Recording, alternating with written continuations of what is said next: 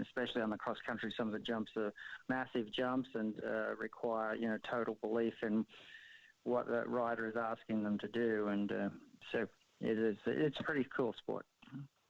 Mesdames et messieurs, the greatest festival of our contemporary society, the Olympic Games, is about to begin.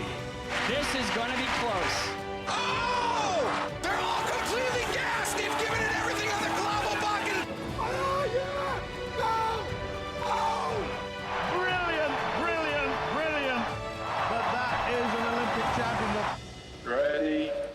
Hello, fans of TKFLASTAN, and welcome to another episode of Keep the Flame Alive, the podcast for fans of the Olympics and Paralympics. I am your host, Jill Jaracz, joined as always by my lovely co-host, Alison Brown. Alison, hello. How are you?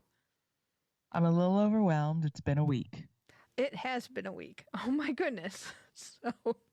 We'll get into it in a minute, but it has definitely been a week for news about the Olympics and Paralympics. But first, we would like to give a special shout out to our patrons. Your next bonus mini episode will celebrate Mascot Madness. You can become a patron of the show at the bronze, silver, and gold medal levels, and there's also a very special TKFLASTAN committee member level. Benefits include a bonus mini episode every month, submitting Ask Me Anything questions to the show, even commissioning the main segment of a future episode. Make your TKFLASTANI citizenship official at patreon.com/flamealivepod.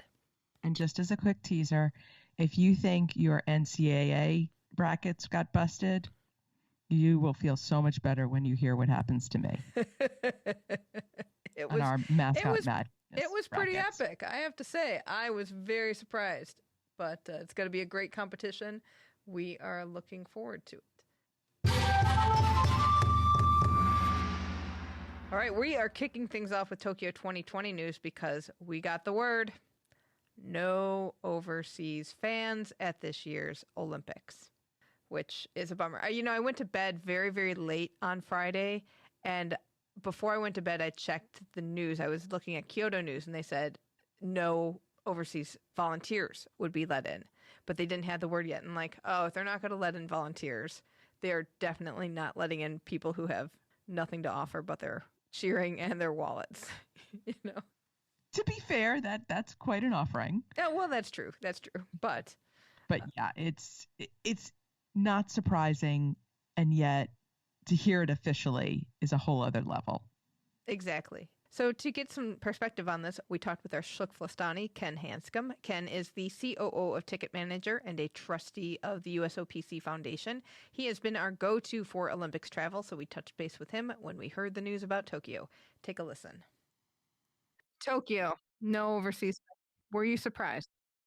I was not surprised. When we first heard about the cancellations back in February, and immediately someone came out and said, no, that's absolutely not true. We're still having it. And when this was kind of floated out in the media and at the Kyoto news about 2.5 weeks ago, and there was not quite the same level of people refuting that it was going to happen. I think from my perspective, it was kind of a foregone conclusion that would be the ultimate result. And specifically with the timing with the torch relay starting this Thursday. And I think, some of those decisions, needed to, I think there was a desire to have a lot of those decisions made before that particular relay started, which I think put the time pressure on in terms of that. So no, it was largely when I went to bed on Friday night.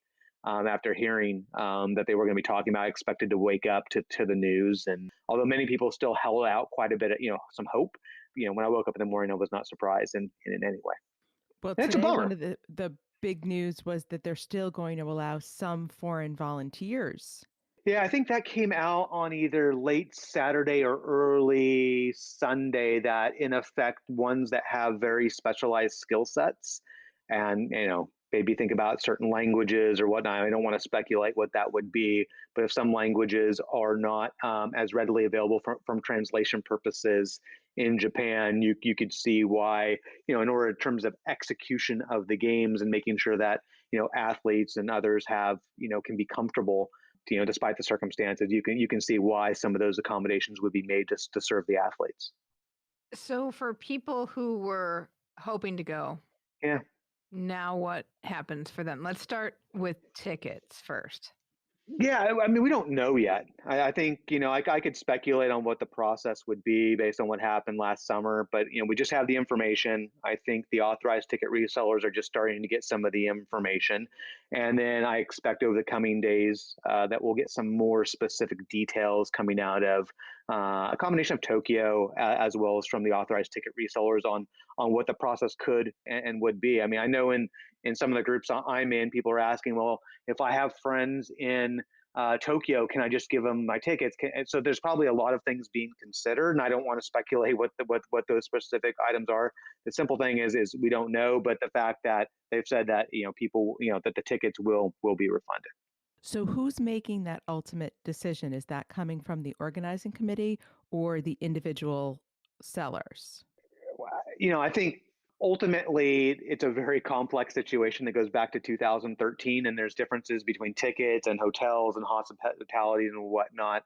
I think ultimately it's going to be a combination of the five parties that made the original decision, right?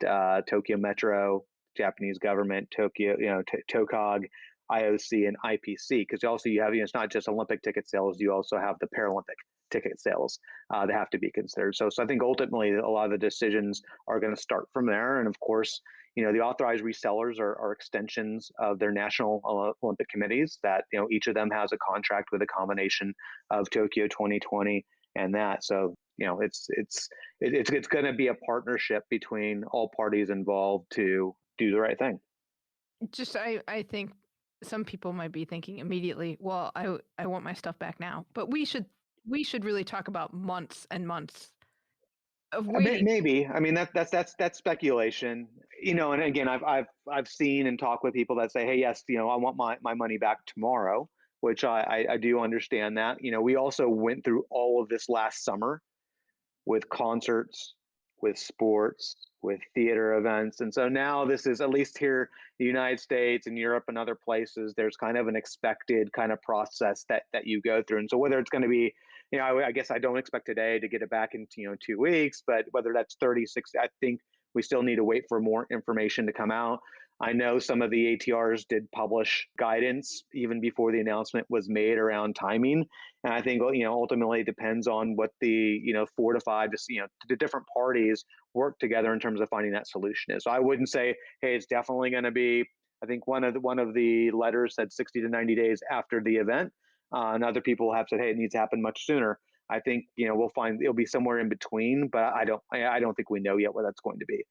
Because again, just like with everything else, the authorized resellers buy the tickets in advance from the Tokyo Olympic Committee, right? And so that money needs to flow back in order to for those things to happen. And they have not announced yet what the domestic audiences, those numbers will be for each event. Yeah, they will be. And that being said, if you can look at tea leaves out there, right? For example, there's 2 wrestling events that are going to be at Yokohama Stadium in May that are already 50% plus capacity for those. So they're going to have 34,000 spectators there. And so I think, guidance wise, I think people are expecting what I would just personally expect it from experience is, at least 50%. And maybe it goes higher depending on, what the virus does and what the state of things are in Japan over the subsequent, 2 months before they begin. And of course, first and foremost, right, you have to look at the protection of the athletes so they can be successful in competitions without being disrupted, as well as all the supporting staff, the trainers, the coaches, the people that are making sure that the athletes are having a safe time. So I think it's going to be guided by both of those items. And I think most of us don't. I mean, in the U.S., I think we feel a lot differently. That's been one of the most interesting things for me is reading a lot of the comments and conversations and even messages I directly get. In the U.S., I would say people are probably the most surprised, shocked. And I think part of that is because we've seen what President Biden has done, and in terms of the rate and acceleration of vaccination that we've seen here in the United States. And most of us looking and say, hey, if I want to be vaccinated, I can be vaccinated before the end of June.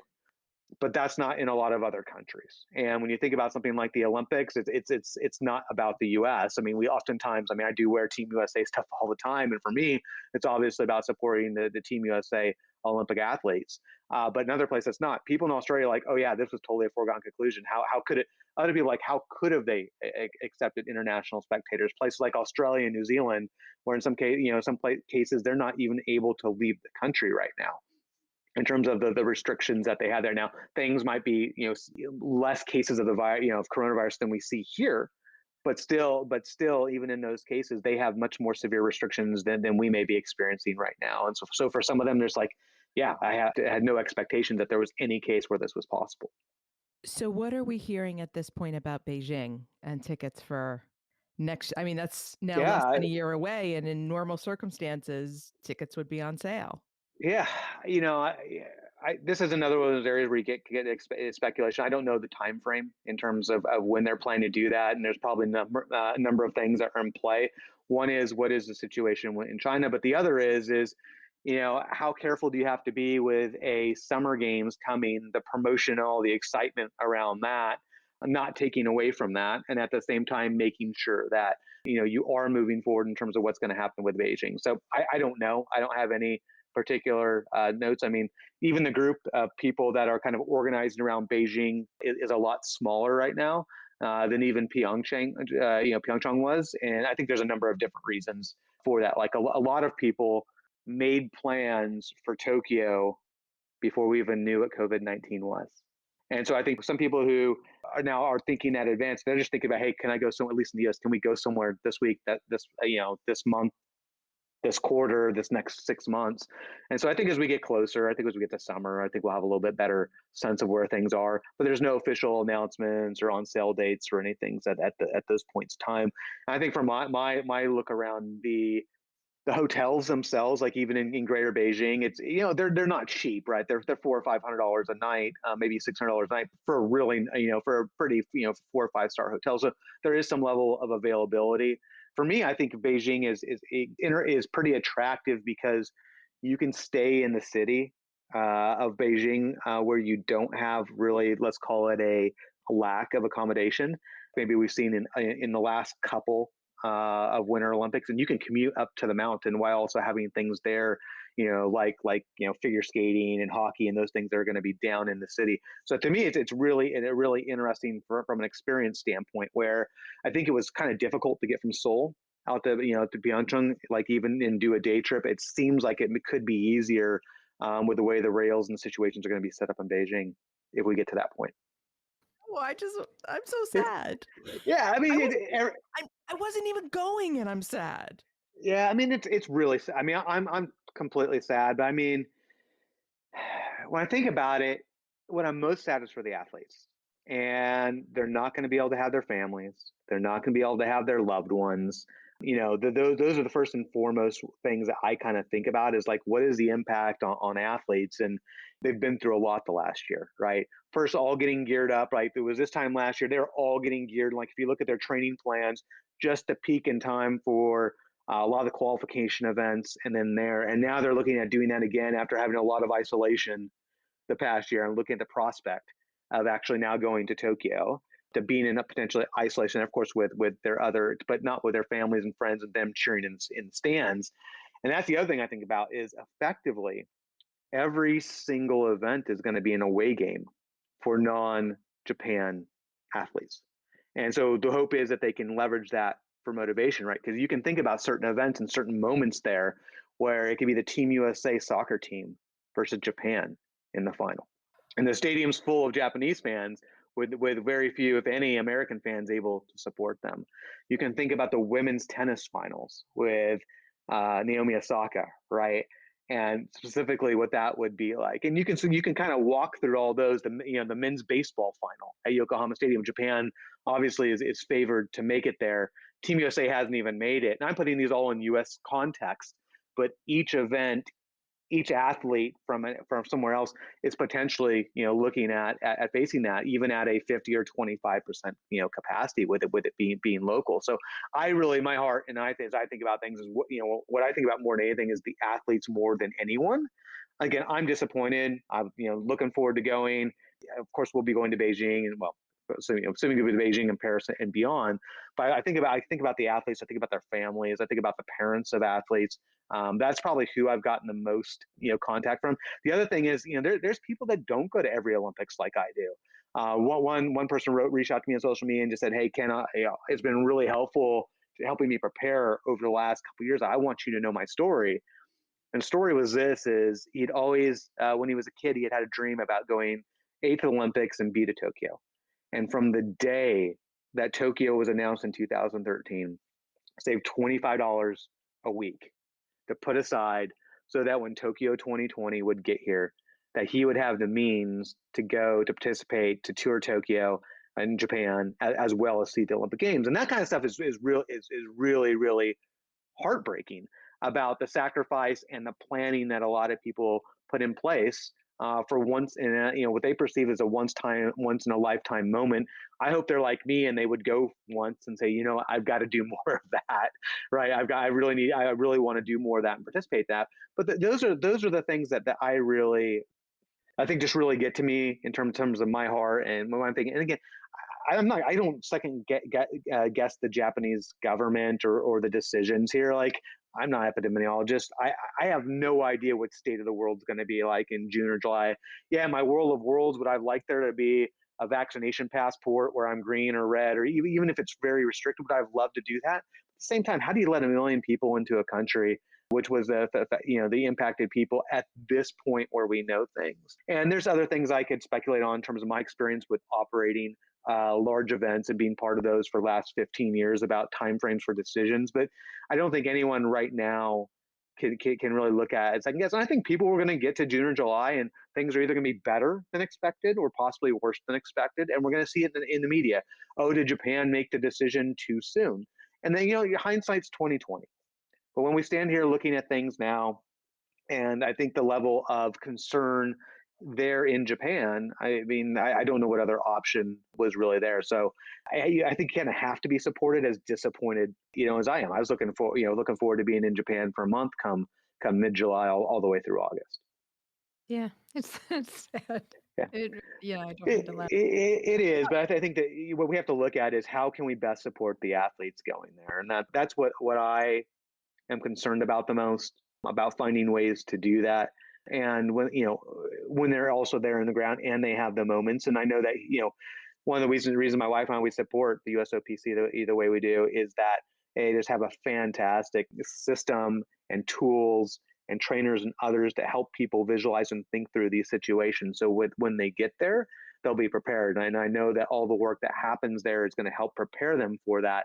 But it's just going to be, that much more motivation they're going to need to figure out in a lot of these cases where away from home, away from family, and then even in the events where you're used to seeing maybe a multinational crowd, depending on who you're facing in a given event or a given session or whatever, you may have it's going to be an away game. It just effectively is going to be a away game. Have you heard anything through the USOPC of things that they might do to try to make it more special for the athletes if their families can't come? Yeah, so I don't have any specific details in terms of that. I just know that, I'm going to say specifically my personal concern is finding ways that we can either help or whether it ends up being messages or encouragement or any of those kinds of things to do that. And I'm sure the USOPC is going to continue to do everything. Sarah had a great, I think, letter over the weekend in terms of the announcement, in terms of that focus and support that we need to have for the athletes. I'm sure we're going to see a lot of creative, both opportunities and ways to encourage our athletes. I mean, the USOPC has been fantastic about that. The various IFs, over the past, and I think as we move into, right, we also have a lot of qualifying coming up. There's qualifications. They just started again for soccer. The baseball tournaments in July. The men had a great victory over Costa Rica 4-1, 4-0 last week to because they haven't qualified yet. We have the gymnastics, we have swimming, we have all that stuff coming up in the next couple months, and I'm sure there's going to be some very unique opportunities to support them one way or another, whether it's financially, emotionally, and some of the other ways that I'm sure that everyone will come up to do that. I'm sure sponsors are also going to be looking for ways to also to help out too. So, how are you guys feeling about? I mean, were you guys surprised? Surprised? No. Yeah. Not surprised at this point. Disappointed, and now it's like, well, don't know what's going to happen. I want those tickets. I want the ticket money back, of course, at some point. Yeah, but we all do. I feel worse for the families, and it would be nice, like, if, you kind of hope that, maybe June is better and there's a better climate, and they go, okay, we can let families in and put you on a list or something. But I don't know. Hang in there, Ken. It's probably going to be a crazy couple weeks. It is. I mean, it's going to be a crazy few months. And, I think start looking forward towards Beijing, start forward towards Paris. And, we'll see. We'll see also what happens with Tokyo and all the athletes, and obviously sending them our love and our well wishes so that they can continue kind of training, and looking forward to getting over there to Tokyo and having a very, very successful Summer Games for Team USA. Yeah, excellent. Thank you so much, Ken. So yeah, no fans from outside of Japan. There were about 1 million tickets sold to overseas fans, but that doesn't necessarily mean 1 million fans were planning to come in, because we had because you yourself had, about 500,000 at least tickets. 10,000 of those. But Toshiro Muto, the chief executive of Tokyo 2020, has promised that ticket holders would receive refunds, but the big concern for ATRs, as Inside the Games reported, that most of those tickets that they sell come through packages, and Tokyo 2020 is currently claiming that only 30% of total hotel room nights can be released free of charge. And the hotels are already saying they don't have any intention of returning money that was paid in advance, which all of these packages are paid in advance. And other hotels are offering to make just partial refunds. So then that means that the authorized ticket resellers could get millions of dollars in compensation claims, and they are fearing bankruptcy. This is going to be months to get this all sorted out. I mean, the straight tickets, if you just have tickets, was there fees and things associated with buying the tickets, though? Of course, that's how they... So are those going to be refunded? I doubt it. I highly doubt, because they have to get some of their money back somehow, and they've spent the time and the technology to get the money transferred over to Tokyo 2020. So there's money to be spent for that technology that they have in place for that.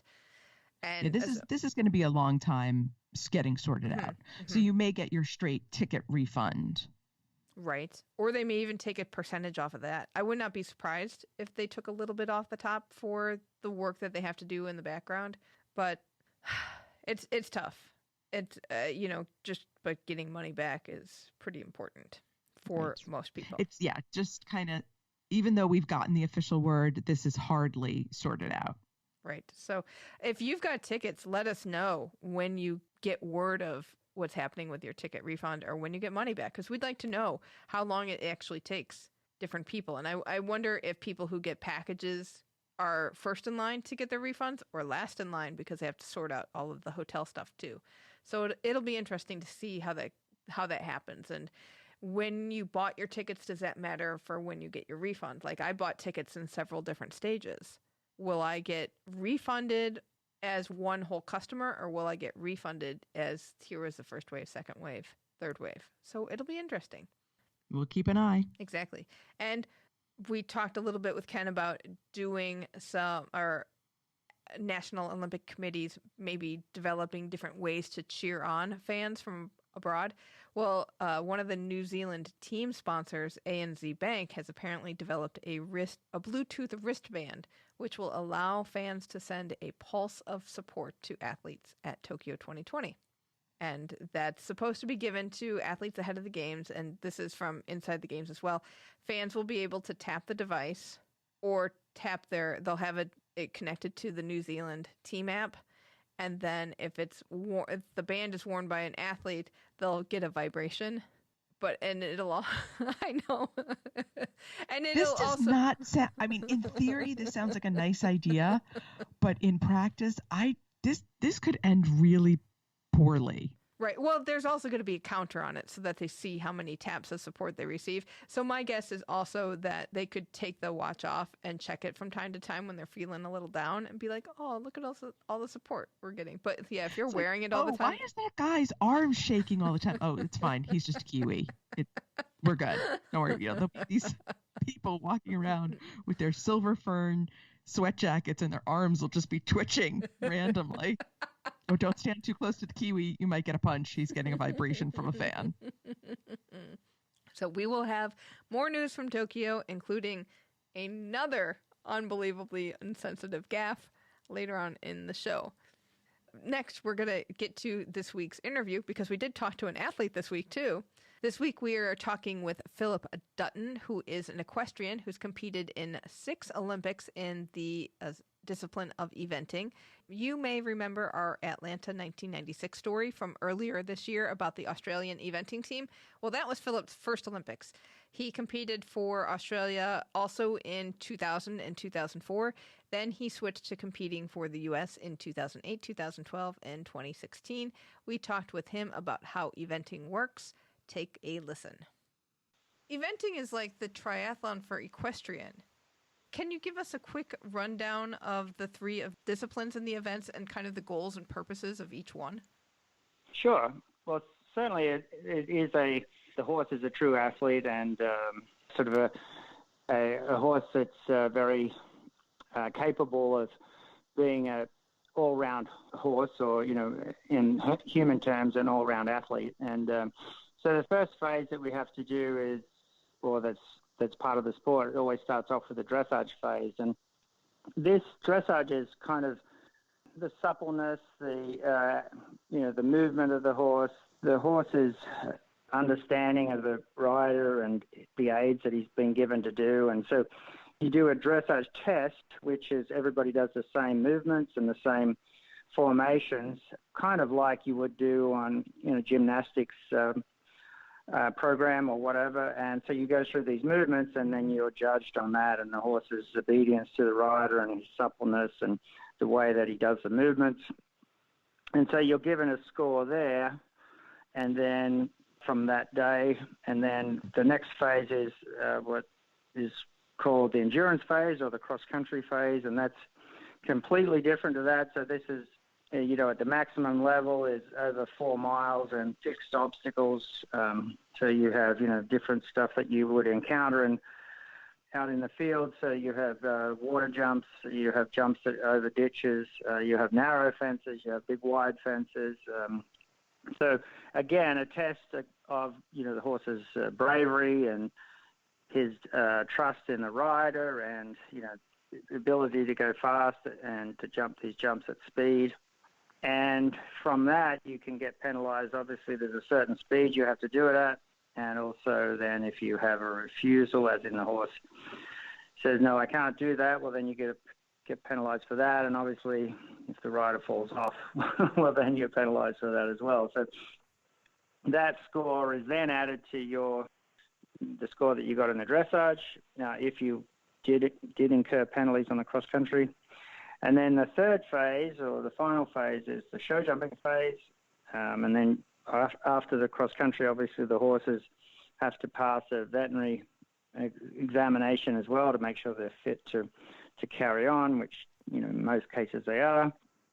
And that's a show jumping phase, which is, a certain amount of jumps in the arena, and the horse has to come back from being, really big and brave and tenacious the day before on the cross country, and to jump these jumps carefully, and these ones knocked down. And so you need a horse that sort of is going to come back to you and be able to, jump carefully and methodically the next day after, racing over the jumps the day before. And so, penalties there are obviously knockdown of fences, or again, disobedience of horse not jumping. And so then the winner, or the scoreboard then is obviously the lowest score is the leading score after those 3 days. And so it's not certainly not the easiest sport to follow, especially for a non-equestrian, but it is really exciting, and it is pretty amazing the horses that are able to handle each phase so well. And especially on the cross country, some of the jumps are massive jumps and require total belief in what the rider is asking them to do. And so it's a pretty cool sport. My immediate reaction is, how can one horse be good at all 3 things? Because it not only personality wise, but just physically, Yeah, so I mean, and the thing is that there's all different levels, So at the introductory level, the dressage test is very basic. The cross-country jumps are just little logs in the ground and trotting through water obstacle and stuff like that. And the show jumping is quite small. Obviously, at the Olympic Games or the 5-star level, we have 1 5-star hit, or there's going to be 2 now. Up until this year, there's only been 1 5-star in this country, and that's the Land Rover Kentucky 5-star. And so at that level, the horses are pretty special animals that have had years and years and years of training. The uniqueness about what we do with the horses is it does take years to train. And so you have a horse that, let's say, runs in the Kentucky Derby, like the thoroughbred horses, they're 3-year-olds. And, these horses, there's horses that have won gold medals at Olympic Games that are 16 years of age. And so it takes a long time for the horse to get tough enough and seasoned and muscled enough for it, but also the training of it and the understanding of it to be able to get trained to do it. And so, like I said, they are a very special horse, and you kind of get this incredible partnership with your horse as well. And certainly when you go through a major event together, there's this pretty cool bond that you've formed with the horse that, he's really, there comes a time on that cross-country course or, whether it's in the dressage or the show jumping, when yes, the training has been there for years and years, but there also comes a time when you really rely on your horse. And, when you get through it all, it's pretty amazing. So how long can the horse stay at that level? How long is a horse's competitive career? Well, I mean, you can start competing on a horse as a 4-year-old. And like I said, that's a real introductory level. The youngest that you can compete a horse internationally at that 5-star level is an 8-year-old. And there's not many 8-year-olds that are actually at that level. So, usually at that highest level, they're pretty introductory at like 8, 9, 10. And then, hopefully their body will stand up to it and, keep going till they're 15 and 16 years of age at that level. And then, a horse can be pretty sound and serviceable and enjoyable to ride, into their 20s. And so a lot of times those horses that have been at that level, they then enjoy, a lot lower level and being able to go to the shows or work with a more greener up-and-coming rider, and so they back down in level. So it's kind of I think most people would say it's a good life for the horses as well. They kind of pampered and get really fit and trained and looked after really, really well. And in most cases, the horses certainly enjoy, everything that the sport's about. How can you tell if a horse is going to be a good eventer versus a horse that's good in just one of the disciplines? Well, I wish there was an easy answer for that, but it's a lot of certainly experience.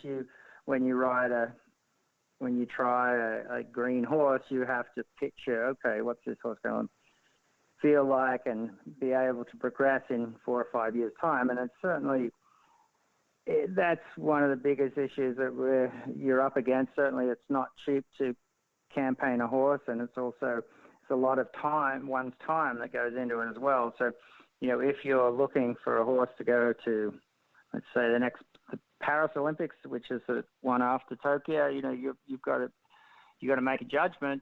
Okay, how's this horse going to progress, and what's the potential there? And so, you're looking for a horse that's got a good attitude, that, likes to be worked and trained. And this is kind of horse talk, but like a horse that really thinks forward, that is not like backed off or cautious of everything. So a horse that sort of is brave enough to, these are just little stuff that you pick up when you first try the horse. And then obviously you're looking for a real athlete, the horse that does everything easily, that's not a struggle for them. But yeah, I mean, some horses really progress after some training. Others, start out really well and then don't progress. It's just the same. It's a bit like, I don't know, there's NFL scouts that look at guys coming out of college or whatever. It's a bit of a gamble. Sometimes the first-round picks work out well, and then other times they don't. And so it's not easy to pick, but that's kind of what you're trying to do, is to decide,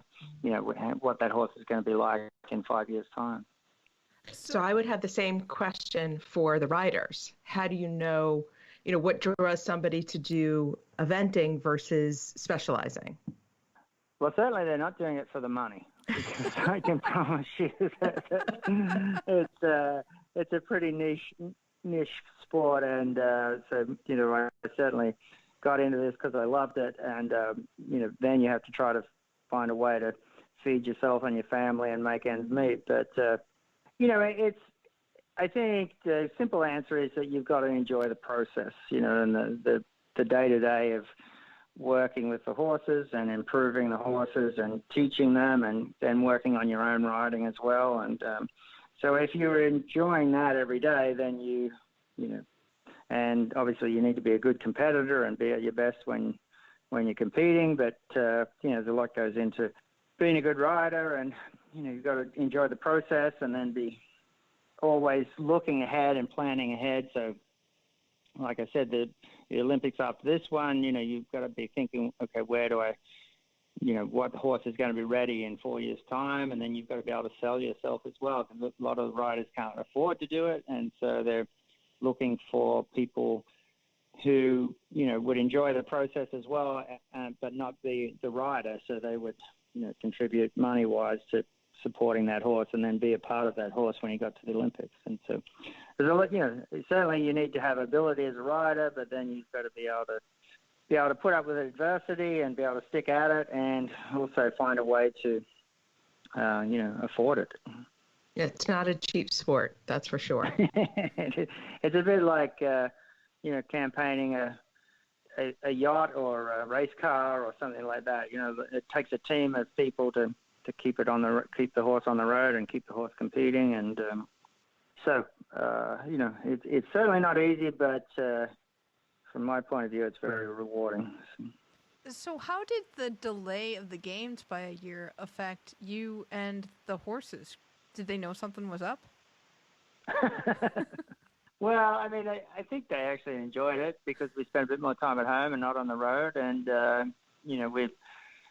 it's like anything in any sport, and I think you guys could probably attest to this in all sports. Like if you don't improve, you're actually going backwards, because every day our competitors are getting better and the sport's getting more finely tuned. And so, I think everybody's just tried to improve up their game a little bit by being at home. And obviously competitions are back on the road, back going again now. So it's amazing how quick it's gone, and now hopefully the Olympics will be happening, and we're still on track for it. So everybody's had a little bit more training, a little bit more experience together, and hopefully it's not a bad thing.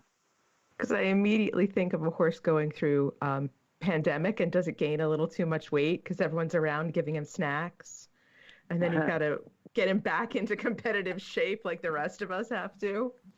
Yeah, well, that's the thing. I mean, there's always a balance of having your horse fit enough, but then making sure he doesn't get hurt. So certainly I think when the competition stopped, we all backed off a little bit with the fitness work, but then tried to make up for it with dressage training and jump training.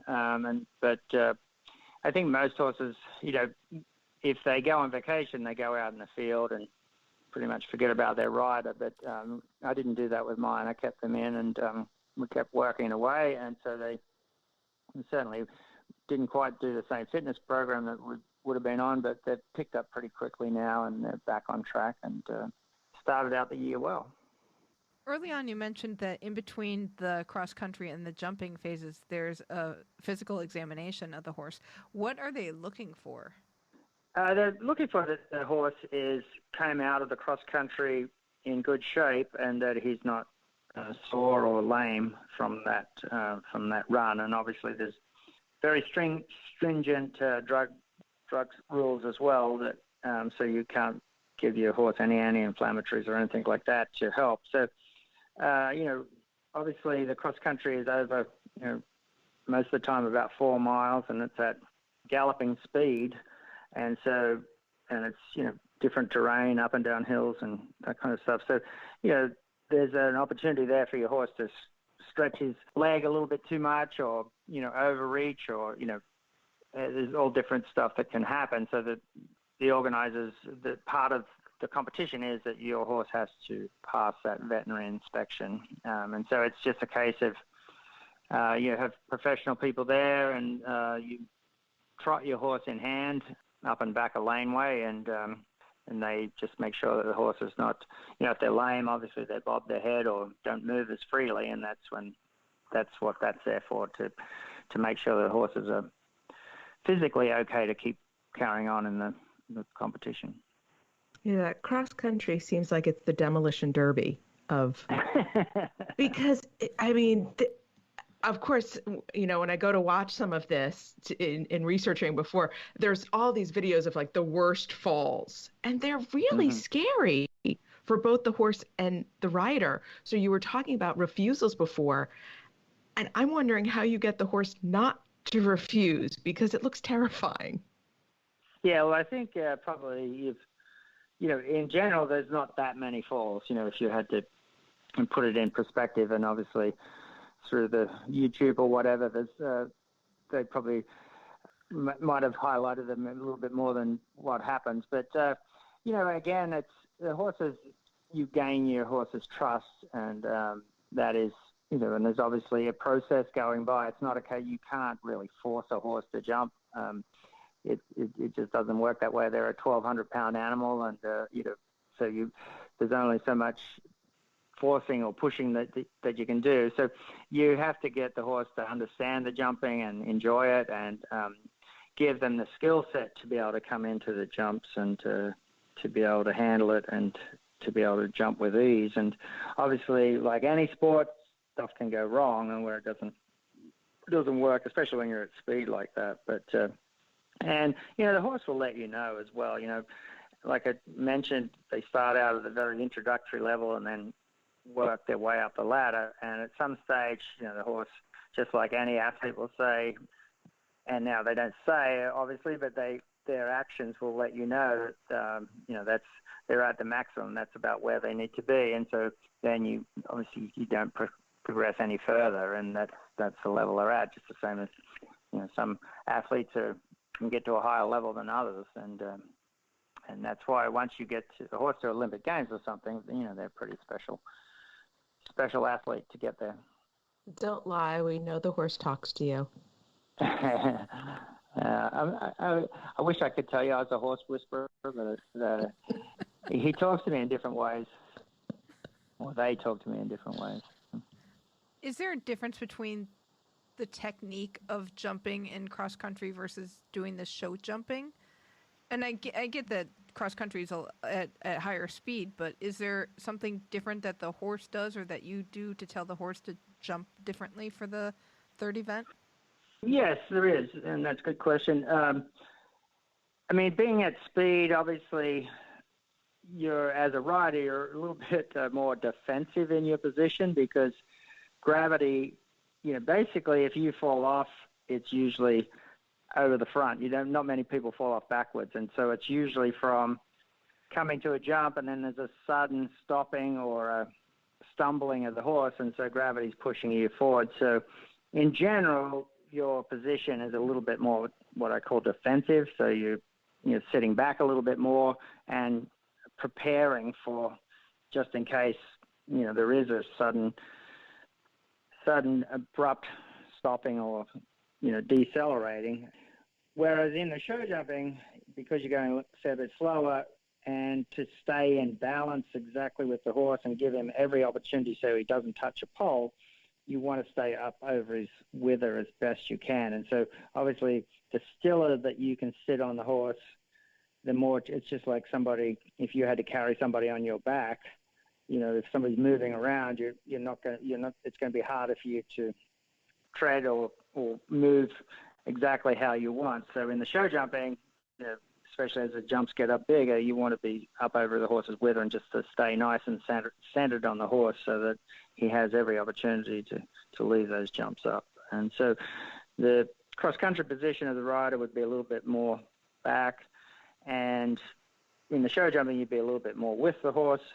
And then from the horse's point of view, it's not helpful for the horse to hang up in the air over the jumps. We want the horse to go across the jumps, and so you don't want the horse to go too high for the cross country. But obviously, the show jumping, it is a good thing if they'll give the jump poles plenty of air. And so there's everybody's got different techniques on how to get that to happen with the horse, and every horse is a bit different as well. The other big question that I hear a lot from people is, I don't get, well, it's not even a question. They'll just say, I just don't get dressage. And that's something that I've tried to look, and when I've looked at videos, I've seen bad dressage and I've seen good dressage, and I understand that there's a difference, but I don't understand what makes a good dressage rider and horse good at that discipline. What are we looking for there? Well, you're looking for harmony. You're looking for, it should be easy. It shouldn't be, let's say the question on the dressage test is to do a 8-meter circle, for example, which is, reasonably hard to do on a horse that's, quite big and tall. So, what the judge is looking for is the horse to be exactly bent on that. Like if you had to look from the top with a camera above, that the horse should be bent right around exactly on that 8-meter circle. And so and the rider should be sitting in the middle, and the horse and the rider should agree exactly on what they're doing. And so it is basically, dressage is just a communication between the horse and rider and how it goes. And then you want the horse to use it himself completely. So you don't want the horse going around with his back hollow and not swinging his back and not using himself and every muscle well. So it's no different to being able to limber up and get really soft and supple in the gym or with your yoga teacher or whatever. So, obviously the judges are very experienced, and they can see when the horse is not using his body completely well, or the rider's not sitting in tune with the horse. And so it's not the easiest thing to explain to a non-equestrian, but to tell you the truth, it is, certainly growing up as a kid from a farming background in Australia, I was not that keen on dressage either. But the more you do it, you realize how essential it is and how much the horse benefits from it, because, like I said, it is about the basics of using how the horse should use itself. And if you can get it right, that then is over to the country and to the show jumping. And it's kind of over time, your horse muscles well, the proper, what you call a top line. And, it's no different to, let's say, the analogy of somebody lifting, some weight or a table or a chair. And if you arch your back correctly, well, then you could probably last a bit longer and be able to, if you're strong enough, you can still lift it the first time. But if you're not using your body and your back correctly, eventually it's going to catch up to you. And that's kind of how it is with just trying to get yourself to use himself correctly. You can get the absolute potential out of your horse.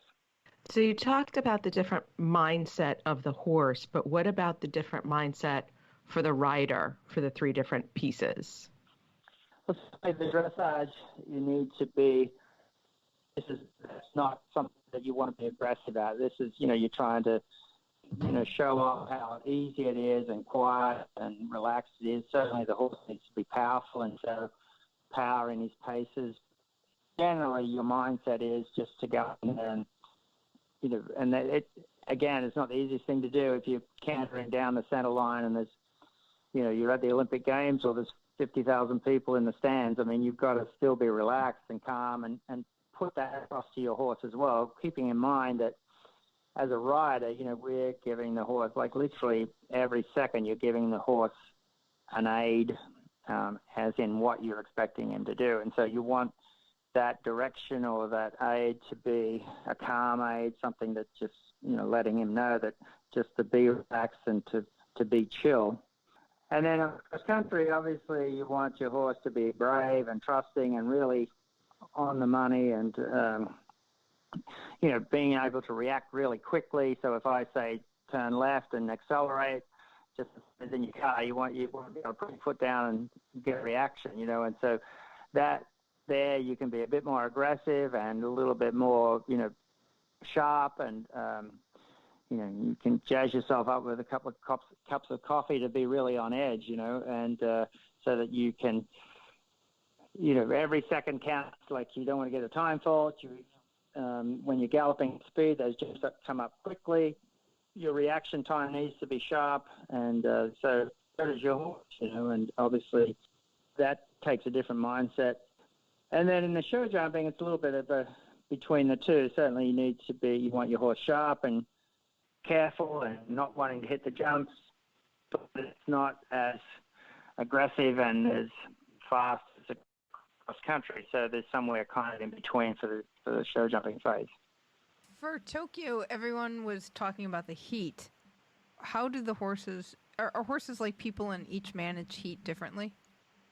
Yes, they do, yeah. So, keep in mind that the original horse developed in, they were Arabians and they would come from the desert. So in general, horses are okay in heat. And, obviously with Tokyo, the humidity is a different story.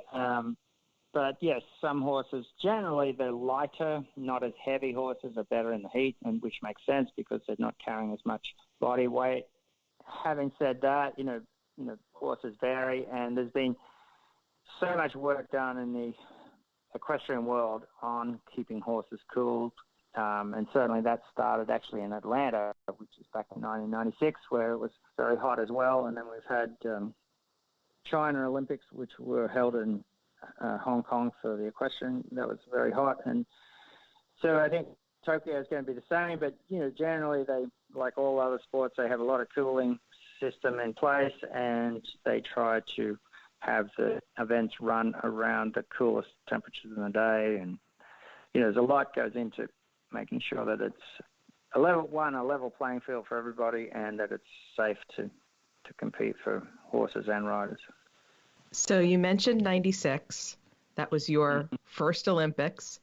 Tokyo is going to be number 7, which is so amazing to be at this level for such a long period of time.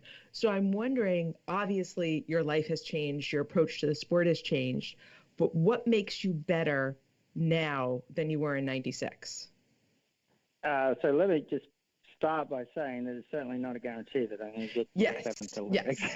Yes. Okay. I gotta put in some. There's a lot can happen between now and then. But well, certainly with this sport, and that's what with most equestrian sports, experience plays a big part. Like, especially if you're smart enough to retain that experience and remember it, and understanding how horses think, understanding the training part of it, understanding the sport and what you've needed, and sort of addressing your weaknesses and working on that. Certainly as you get older, you lose a little bit of your athletic ability, but, hopefully you can make up for it with your experience. And, so I'm just through years and years and years of doing it and practice, I'm a much better rider and horseman now than I was in 1996. But the sport's improving all the time too, and so is everybody, and so is all the up-and-coming riders. And, it's such a different level of horses now as well. And so, yes, I've improved, but then everybody else has as well. And so and that's why competition's so exciting and so rewarding, is that, to be able to keep improving. And I've been very fortunate to be involved in this sport, that I can keep going at the, and I'll just say it softly, at the age I'm at. But I've been able to keep at it and keep trying to improve and do a better job every day. Now, are you working with the same horse from Rio? No, unfortunately, that is Marty Nice, and he's retired now.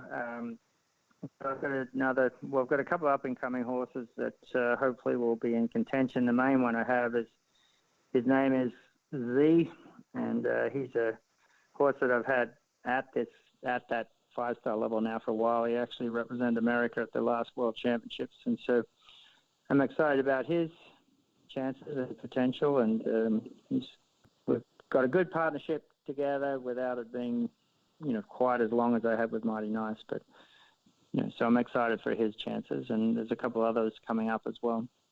So what are the steps between now and Tokyo that you have to get through to make sure to qualify? Well, I'm actually qualified. What it is now is just convincing the U.S. selectors that I'm a better bet than everybody else. That's a fun step. So we have this big competition in Kentucky called the Land Rover 5-Star, and that's on the third week of April. So we'll front up there and try to put a good showing in there. And then I have another horse going to a 4-star in New Jersey, in mid-May. And so once those two events are over, then the selectors get together and come up with their list of riders in order and horses and riders in order. And then we have, there's certain, the horses have to be inspected by the team vets, and then we have training sessions and camp and all that kind of stuff. And you've got to keep your horse galloping to be fit enough for the Olympics. And so there's so many things, certainly you've got to get picked first, but then you've got to keep in training, and then you've got to make sure your horse stays fit and ready and sound to be able to compete at the Olympics. So each week it's just kind of you tick it off and say, okay, got through that week, got through this next week. And so it's there's a lot of what you might call hoops that you have to jump through before you actually can carry that American flag out there in the opening ceremony. So I've mentioned in other interviews how fascinated I am with partnerships, where it's specifically, this is with a horse, but whether it's two athletes, we'll say. Mm-hmm. So are there times when you just get so mad at the horse? Like, how does that function when you and the horse can't argue and hash things out and repair your relationship? Yeah, I mean, obviously the horses, they're not super intelligent animal. They're about the kindest animal in the world, and they want to please. So there's not much benefit. And then, again, going back to experience, there's not much benefit in getting angry. Like, it just doesn't really work with the horse. So you have to find a different way to get across to him. And so it's, and certainly, everybody loses their temper from time to time, but it really doesn't. All it does is make the situation worse, and so you don't want them to remember that. So you want to try to always find a way to make it so they're learning and it's a positive experience. And so, that's part of being a good horseman, is to be a good communicator to that horse in a way that he's going to understand. And so, and over time, the horse learns to trust you. And certainly I'm not saying that on a daily basis there's not some disagreement, but it's, my horses, they're a lot bigger and stronger than me, so I have to be the smarter one and find a way to get them to understand what I'm talking about, rather than sort of get angry and force them, or make it aggressive, or be physical with them. So. Thank you so much, Phillip. You can find Phillip at phillipdutton.com. On Facebook, he is Phillip Dutton Eventing, and Instagram, he is Dutton Eventing.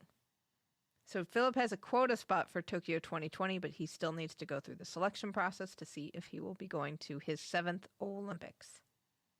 Unbelievable. Unbelievable. And that was fun. Oh, my goodness. Well, I'm so, and we keep coming back to this with partnerships. These, when two athletes, in this case, a person and a horse, have to work together so symbiotically, mm-hmm. and how that relationship works, I find completely fascinating. And then you throw in an animal, and I'm done for. I'm like, I am so there. Right. Dogs, horses, mm-hmm. gerbils. Mm-hmm. I don't care. I love them all. Hey, did you know that you can now text us? I love texting. I know. Our phone number is 208-FLAME-IT, but for texting, it's 208-352-6348. We would love to get some texts from you, what you're thinking about the Olympics, random thoughts. A Bitmoji. Oh, that would be fantastic. So, yes, give us a text, 208-352-6348, and, we will respond. We'll be texting you back. That's going to be fun to have during Tokyo. Yes.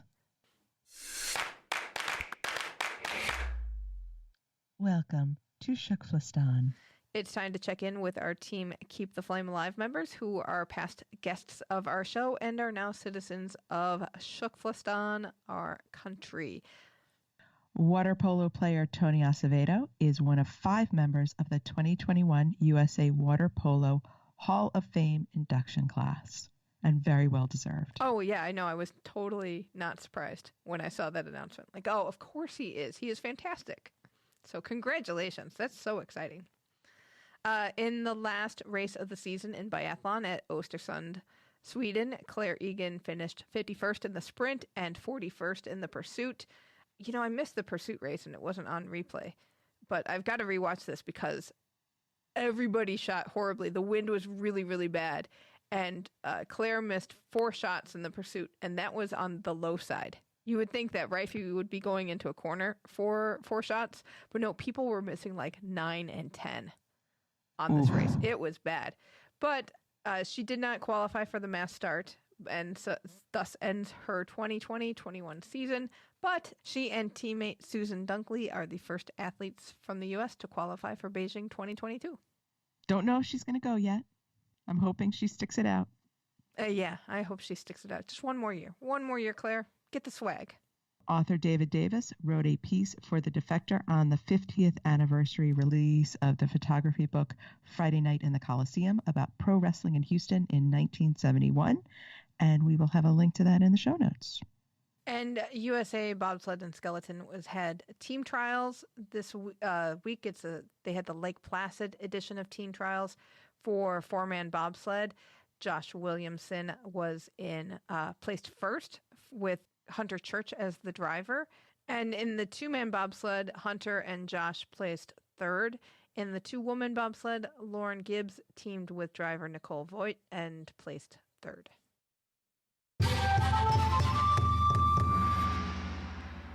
All right, back to Tokyo 2020 news. I mean, you didn't think it could get worse with Uncle Yoshi, but apparently we have Uncle Hiroshi. I think he's more cousin Hiroshi. Okay, but he is now the former executive creative director for the Olympic and Paralympic ceremonies because he proposed that a Japanese comedian and plus-size fashion icon named Naomi Watanabe should dress up as a pig for a section of the Olympic opening ceremony and come down from the sky as the character Olympig. I can't. Like, what drunken fit did this come out of his mouth? I know. And how did it see the light of day? I mean, because the Kyoto News reported that Watanabe felt, quote unquote, extremely frustrated that the media said it was a serious proposal. And she said she would have definitely rejected it because it was not interesting and she didn't understand the point. Makes sense. But that also means that Hiroshi Sasaki resigned from his position as creative director. So now, not only do we have a new leader in Seiko Hashimoto of the organizing committee, but now with just a few months to go, we have to have a new creative director as well to finish up the ceremonies and get them rehearsed and performed. So we talked about a few weeks ago that Russia, as part of its deal with the Court of Arbitration for Sport, that it's going to compete under a neutral flag for Tokyo and Beijing. And they also need to, they're not allowed to use the Russian national anthem as the anthem for the podium. So they proposed a Soviet-era folk song as a replacement anthem, and the Court of Arbitration for Sport denied that request, according to reports from Graham Dunbar at the Associated Press. Team GB is going to set up a hotline to report bullying and abuse. This is according to the Japan Times. So British athletes competing at this year's games will be able to report concerns of physical or psychological abuse through an independent hotline service. It's a nice gesture to have, especially since Britain has been having trouble with its gymnastics program. Yes, I was going to say, since British gymnastics is getting its tushy handed to it. Right. So, shall we say, and getting sued. So the least Team GB can do is set up a confidential hotline. I mean, that's kind of picking the easy fruit of the work that needs to get done. Right. But at least it's a step in thinking in the right direction. Agreed. So today, as you're listening to this, it's we're taping on Tuesday, but on Thursday when this episode drops, it's the start of the torch relay. Cannot believe we are here. So the torch is scheduled to go through all of Japan's prefectures, and they're going to have a little grand start ceremony in Fukushima, which is the site of the catastrophic tsunami that hit 10 years ago. But members of Japan's 2011 women's football team, who won the FIFA World Cup that year, will be the first ones to carry the torch. So that is very exciting. The starting ceremony and the first section of the relay will not be open to fans, says the Japan Times. And elsewhere, spectators will need to wear masks and be socially distant. And there's talk that if the course area becomes too crowded, that they'll halt the relay until they can disperse people out a bit. So hopefully we won't see any halts to the relay. Okay, I'm imagining them using the torch and swinging it around to break up the crowds. Like those fire swingers? What do they call that? You know what I'm talking about, sort right? of like in an adventure movie where you use the torch to ward off the snakes. Back, crowd, back. No cheering. Clap only. No singing. I wave my torch at you. But I'm just excited to see that beautiful torch in action, finally getting what it was designed to do. I know, and I hope there's a fair amount of video, or maybe they have a camera along with it so that people can watch it virtually, which would be nice, because I still am dying to see if what happens that we talked about a couple weeks ago, if sponsors have been smart enough to make noisemakers for this relay. I know. That would be so smart. We've got some news on the Paralympic torch relay as well. They're going to have a flame lighting event at Tsuki Yamayuri-en, which is a care facility for people with mental disabilities in Sagamihara, which is near Tokyo. This is where, in July 2016, one of Japan's worst mass killings took place, where a former employee of the facility killed 19 residents and injured another 26. So, Nobuyuki Hirota, who is the head of Sagamihara's Olympic and Paralympic promotion section, said he wanted to honor the victims and survivors of that massacre and make sure that this tragedy is not forgotten. That, I think, is very touching, and I appreciate that they're going to honor. Yeah, exactly. So the Paralympic torch relay starts on August 12th. Not that far away. I know.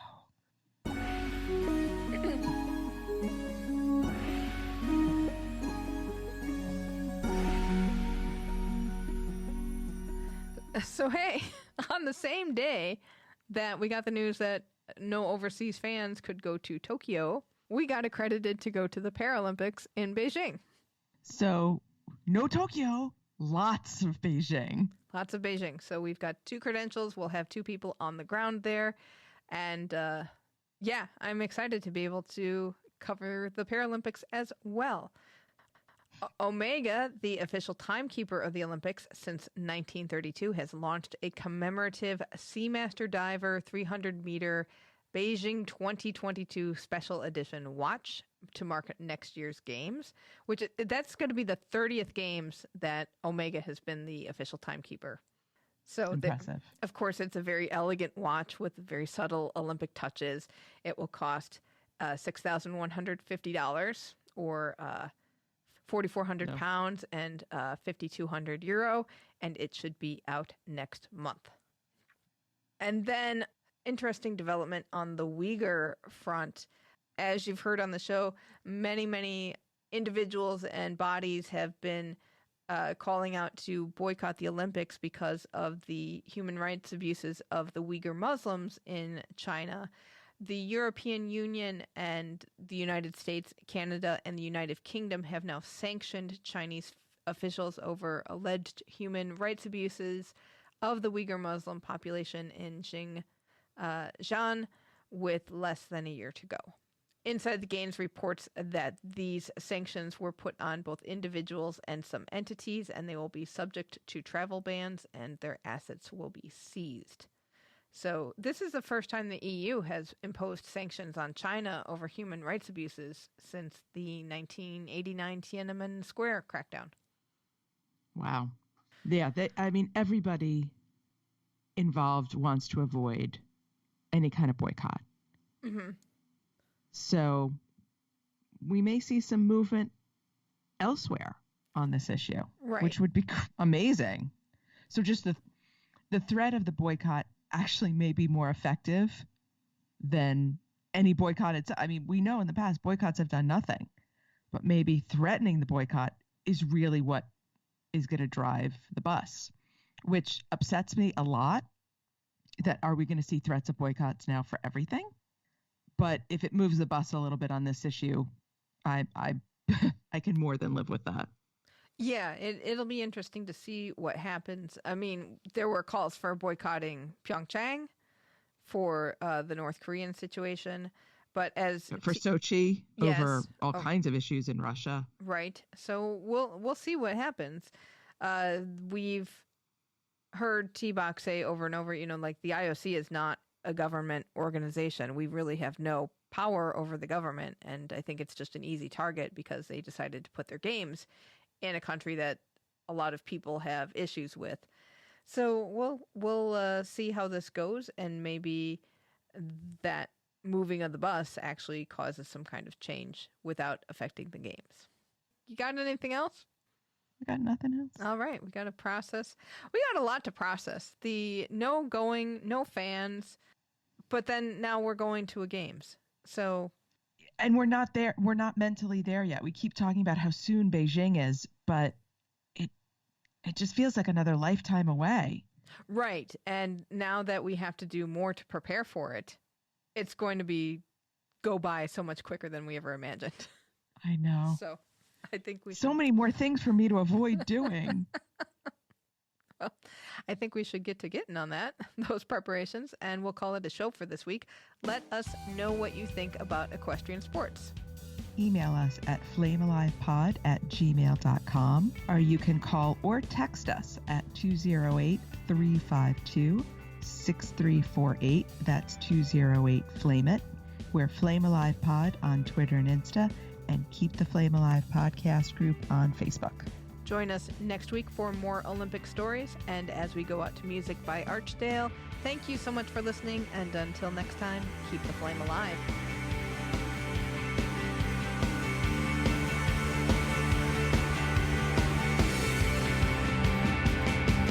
Sometimes you think that you were in a movie, a stopping recreation of what's inside. Sometimes you think that life is just a journey, an endless search for meaning you'll never find. And I never had a reason, but I always had a feeling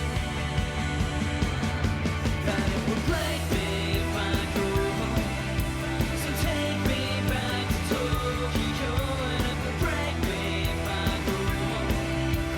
Take me back to Tokyo, and it would break me if I go home. So take me back to Tokyo, just to see my face. And I'm done for. I'm like, I am so there.